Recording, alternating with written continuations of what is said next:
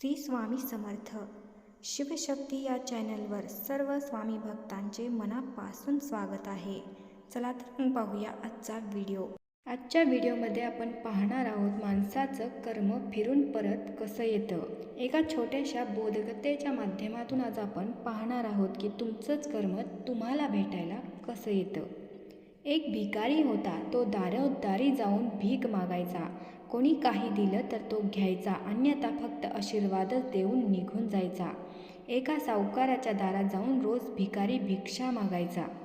पण सावकार मात्र बाहेर आल्यावर शिवीगाळ करायचा. सावकार भिकाऱ्याला म्हणायचा, जा मर, तू काम का करत नाहीस, आयुष्यभर फक्त भीक मागत राहा.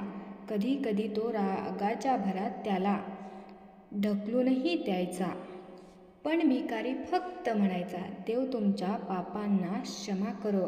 एके दिवशी मात्र त्या सावकाराला खूप राग आला. बहुधा धंद्यात तोटा झाला असावा. तो भिकारी त्याच वेळी भीक मागायला आला आणि त्या सावकाराने रागात थेट त्याच्यावर दगड मारला. भिकाऱ्याच्या डोक्यातून रक्त वाहू लागलं. तरीही तो देव तुझं पाप क्षमा करो असं म्हणत तेथून निघून गेला. सावकार रागातून थोडासा शांत झाला आणि मग विचार करू लागला की मी त्याला दगड मारला, पण त्याने तरीही माझ्यासाठी प्रार्थनाच केली. यामागचं रहस्य काय असू शकेल हे आपल्याला कळायला हवं. आणि तो त्या भिकाऱ्याच्या मागे बघण्यासाठी गेला. भिकारी कुठे गेला तरी सावकार त्याच्या मागे जायचा. त्या भिकाऱ्याला कोणी भिक्षा दिली तर कोणीतरी त्याला मारलं, अपमानित केले तर शिवीगाळ केली, पण भिकारी एवढंच म्हणायचा, देव तुमचे पाप क्षमा करो. आता अंधार पडू लागला होता. तो भिकारी परत स्वतःच्या घरी जायला निघाला. सावकार सुद्धा त्याच्या मागे होता. तो भिकारी आपल्या घरी परतला. एक तुटलेल्या खाटेवर एक म्हातारी झोपली होती, जी त्या भिकाऱ्याची बायको होती. तिच्या नवऱ्याला पाहताच ती उठली आणि पाहू लागली. भिकेच्या भांड्यात फक्त अर्धी शिळी भाकरी होती. ती पाहताच म्हातारी म्हणाली, एवढंच आज मिळालं का? आणि तुमचे डोके कसे फुटले? तेव्हा भिकारी म्हणाला, हो एवढंच. कोणी काही दिलं नाही, सगळ्यांनी शिव्या दिल्या, एकाने दगडफेक केली, त्यामुळे माझं डोकं फुटलं. तो भिकारी पुन्हा म्हणाला, हे सगळं माझ्याच पापाचं फळ आहे. आठवत नाही का आपण किती श्रीमंत होतो काही वर्षापूर्वी? आपल्याकडे सर्व काही होतं, पण आपण कधीच दान केलं नाही. तो आंधळा भिकारी आठवला का?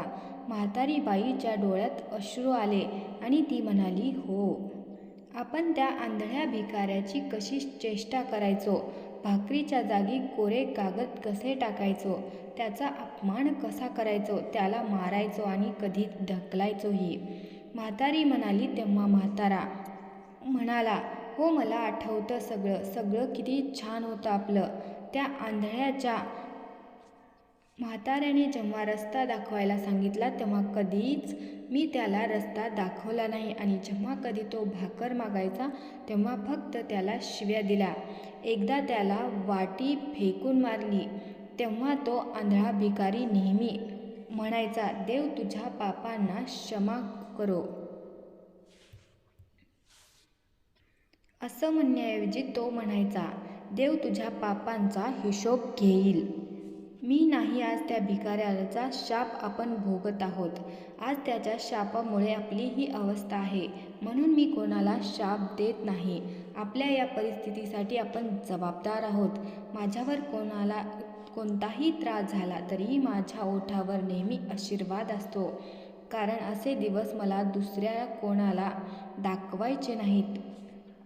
म्हणून मी माझ्यावर अन्याय करणाऱ्यांसाठी देखील देवाकडे चांगलीच प्रार्थना करतो, कारण त्यांना माहीत नाही की ते कोणते पाप करत आहेत. आपण भोगलं तसं दुःख दुसऱ्याला भोगावं लागू नये, म्हणूनच माझी अवस्था पाहून माझ्या मनातून फक्त आशीर्वाद निघतो.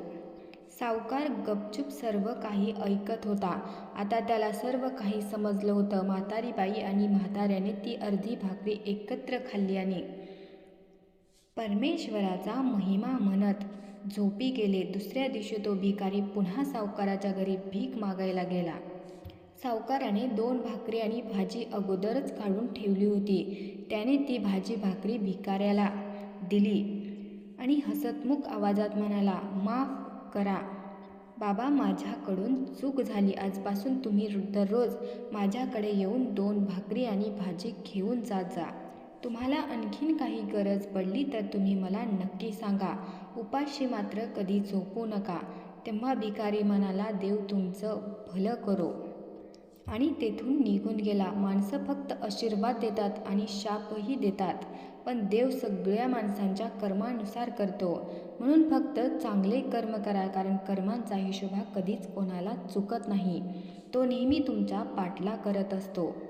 तो तुमचा हिशोब घेतल्याशिवाय कधीही तुम्हाला रीत करत नाही.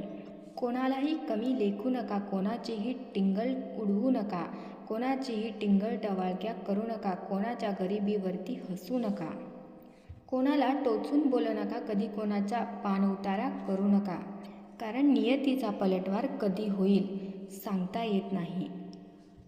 देवाने तुम्हाला जे काही दिलं आहे त्यासाठी कृतज्ञ राहा आणि जे मिळवायचं आहे त्यासाठी थोडासा संयम ठेवा. पण थोडक्यासाठी कोणालाही शाप देऊ नका आणि कोणाचाही शाप घेऊ सुद्धा नका. अवधूत चिंतन श्री गुरुदेव दत्त श्री स्वामी समर्थ. जिथे स्वामी पाय तिथे न्यून काय, स्वयंभक्त प्रारब्ध घडवी ही माय.